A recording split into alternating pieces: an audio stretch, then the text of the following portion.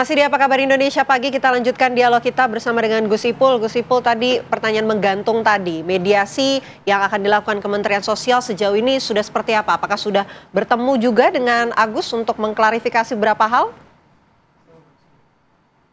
Ya, akan ketemu jam 10 ini, jam 10, jadi sekarang udah jam 8 lebih, jam 10 kita akan ketemu, kita akan bicara dari hati ke hati, yang kemudian ya mudah-mudahan nanti ada titik temu sehingga paling tidak ya duduk perkaranya itu lebih jelas gitu.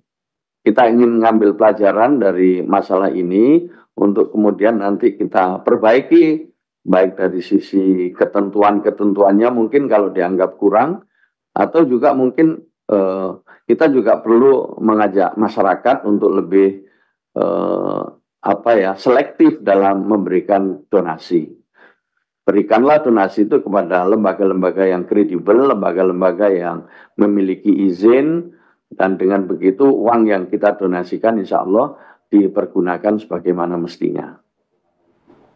Baik Pak Menteri, saya mau bergeser ke Mbak Devi. Mbak Devi, ini mungkin kasus yang mencuat begitu ya, ya mungkin di balik layar masih cukup banyak kasus seperti ini begitu kan, yang penyalahgunaan donasi yang diberikan pada donatur dan lain sebagainya. Apa catatan paling penting, dampak sosial apa yang terjadi setelah banyaknya kasus seperti ini? Ya, pertama kita perlu ingat Indonesia 7 tahun berturut-turut menempati posisi peringkat pertama negara paling dermawan. Memang masyarakat negara paling dermawan. Negara paling dermawan, riset terhadap lebih dari 142 negara seluruh dunia. Jadi memang masyarakat kita hatinya sangat lembut dalam hal memberikan uang dan membantu orang asing. Itu skornya tinggi sekali untuk dua hal itu, makanya peringkat 1. Nah, lantas bagaimana kemudian mengelola hati-hati yang lembut ini, kan begitu? Kalau bicara penyalahgunaan dana donasi, Amerika negara maju sekalipun, itu pernah ada kejadian tahun 2015 misalnya 4 lembaga kanker itu tanda kutip dianggap menyalahgunakan dana, kalau dirupiahkan kira-kira 2 triliun lebih. Jadi potensi penyalahgunaan hati yang lembut ini, baik itu oleh orang yang mengelolanya maupun penerima, itu pasti sangat tinggi. Nah, inilah kenapa apa yang disampaikan oleh Pak Menteri menjadi penting. Pelajaran dari kasus ini, 1, masyarakat harus paham bahwa konsep memberi yang terbaik adalah memastikan orang yang kita berikan bantuan tadi memang bisa terlepas dari masalahnya. Kalau seperti ini kan tadi malah mendapat masalah baru, kan begitu. Jadi artinya tujuan itu tidak tercapai. Dan yang kedua, kita perlu serius juga sebagai pendonor untuk mengecek sebenarnya lembaga ini sudah punya izin atau tidak. Certified enggak? Betul, bukan apa-apa. Menurut hemat saya bukan hanya sekedar legalitasnya, tapi lembaga yang sudah mengurus hal-hal tersebut, saya yakin mereka juga sudah mempelajari mekanisme. Semisal tadi ada uang X rupiah yang ternyata lebih nih dari kebutuhan.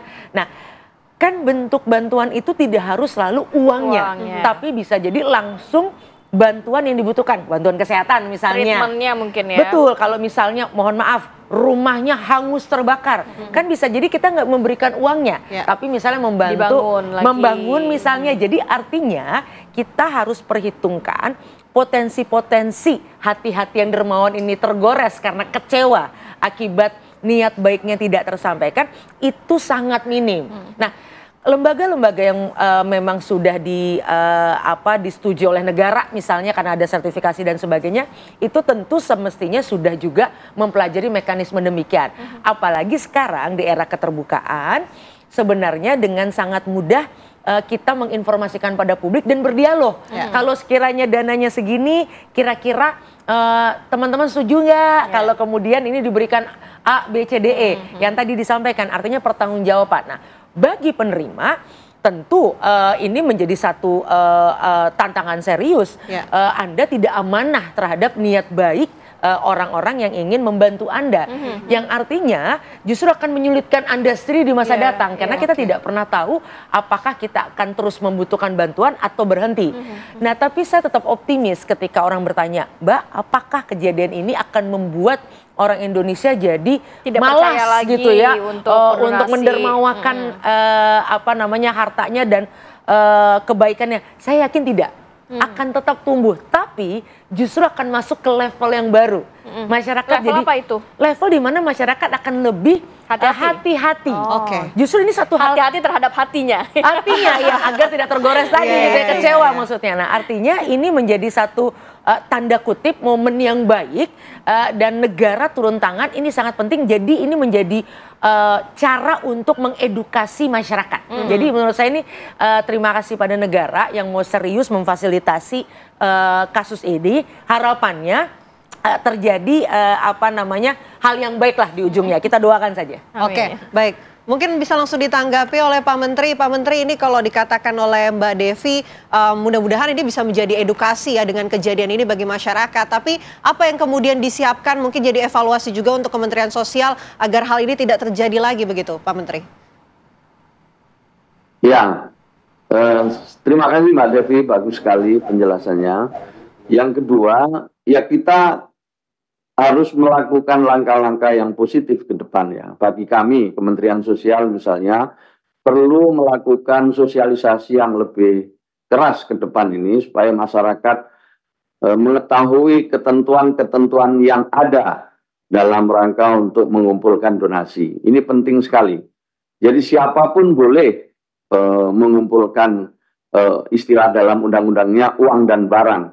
Tetapi harus melalui badan hukum, tidak boleh perorangan ya, harus melalui badan hukum, artinya ini berbadan hukum, resmi, kemudian mengajukan izin. Sekali lagi, kalau tingkat wilayahnya cakupannya cukup kabupaten kota, ya cukup bupati wali kota. Kalau antar kabupaten kota, dari Bu Gubernur atau Pak Gubernur.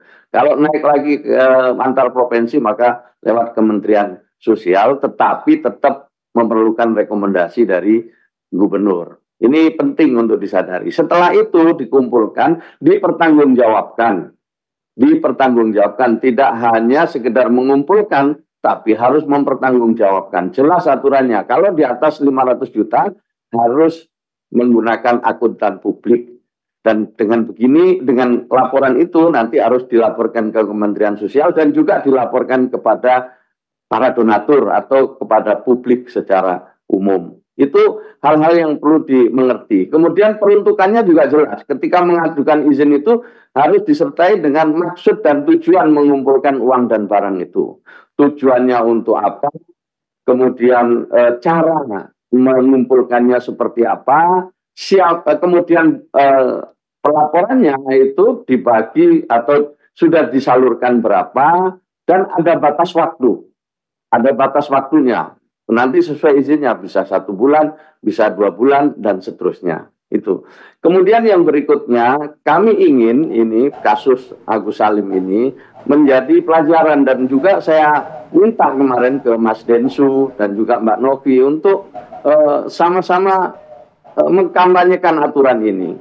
Penuhi ketentuan-ketentuan yang ada.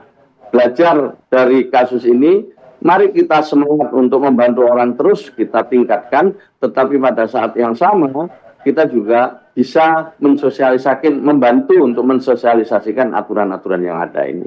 Saya kira itu catatan-catatannya, nanti akan kami sampaikanlah setelah bertemu dengan Mas Agus Salim. Baik, terima kasih banyak Pak Menteri, Pak Saifullah Yusuf, Menteri Sosial sudah bergabung pagi hari ini bersama kami, dan juga semoga ada titik temu ya atas permasalahan donasi Agus ini. Semoga masing-masing pihak mau bertabayun dan juga menyelesaikan masalah ini secara kekeluargaan. Terima kasih banyak Pak Menteri, sehat selalu Pak Menteri, Assalamualaikum. Baik.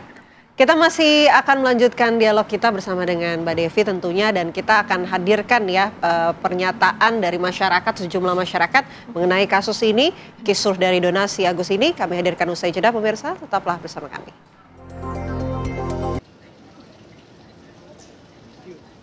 Mirsa, Anda kembali menyaksikan Apa Kabar Indonesia Pagi dan kita akan langsung tanyakan kepada masyarakat mengenai polemik donasi untuk Agus. Saat ini saya sudah bersama sama kakak-kakak yang cantik-cantik. Halo Kak, namanya siapa Kak? Halo Kak, nama aku Fatimah. Oke, Kak Fatimah mungkin kemarin ikut nggak untuk donasi untuk Agus? Untuk donasi aku nggak ikut ya Kak. Tapi kalau melihat polemik yang terjadi saat ini nih, kakak melihatnya seperti apa Kak? Justru kasus-kasus yang Agus ini tuh booming banget ya Kak, dan jadi perbincangan masyarakat di Indonesia ini udah pasti Kak. Tapi melihatnya nih seperti apa? Ini kan uangnya disalahgunakan oleh Agus nih, 1,5 M yang harusnya digunakan untuk pengobatan mata, tapi dia gunakan untuk keperluan pribadi. Ini lihatnya seperti apa Kak? Oke, menurut dari pandangan aku pribadi ya sebagai masyarakat biasa udah pasti kecewa ya Kak, karena jika uang yang seharusnya kita gunakan untuk hal-hal pengobatan si Agus ini tapi digunakan untuk hal-hal pribadi seperti kayak cicilan rumah, itu kan menurut saya itu menjadi suatu pelanggaran yang serius dan juga menjadikan suatu kepercayaan yang juga tanggung jawab gitu Kak buat si Agusnya gitu. Tapi kalau melihat sekarang ini kan Mensos jadi ikut turun tangan, yang lihatnya gimana Kak? Wah, kalau itu dari pribadi aku bagus banget ya Kak, karena Kemensos juga ikut turun tangan, yang pastinya juga Kemensos ini kan berharap untuk kedepannya permasalahan dari donasi Agus ini tuh dapat dijalankan dengan baik dan juga melalui adanya mediasi agar berjalan dengan lancar gitu Kak. Baik, terima kasih banyak Kak Fatimah. Dan kita akan tanyakan satu lagi masyarakat. Halo Kak, namanya siapa Kak? Halo, nama aku Sabil. Oke, Kak Sabil kemarin ikut donasi untuk Agus? Kalau aku sih nggak ikut ya. Tapi melihat kasus Agus sekarang ini seperti apa Kak? Misalnya nih, jika aku kayak sebagai donatur atau sebagai netizen pasti sangat kecewa ya. Karena kenapa uang yang memang dibutuhkan untuk perobatan mata Agus dipergunakan untuk hal-hal yang memang bukan menjadi kebutuhan utamanya Agus, dan itu menurut aku sangat disayangkan sebagai netizen yang mengamati kasus itu dari awal. Untuk kalau Mensos turun tangan sendiri melihatnya seperti apa Kak? Nah, menurut aku ini sebuah kesalahpahaman dari netizen, dan adanya nggak ada titik terang dari kasus Agus ini kayak membutuhkan banget pihak Kemensos yang memang sebagai pihak mediasi untuk kasus ini. Baik, terima kasih banyak atas waktunya Kak Sabil. Sebelumnya ada Kak Fatimah, terima kasih banyak sudah berbagi bersama Apa Kabar Indonesia Pagi. Dan itu dia tadi tanggapan dari masyarakat. Kembali ke studio. Baik, terima kasih Josephine Keija. Mbak Devi, silakan closing statement. Ya, bicara penyalahgunaan dana sumbangan itu banyak sekali, bahkan bukan hanya dalam konteks penggunaan untuk kepentingan pribadi.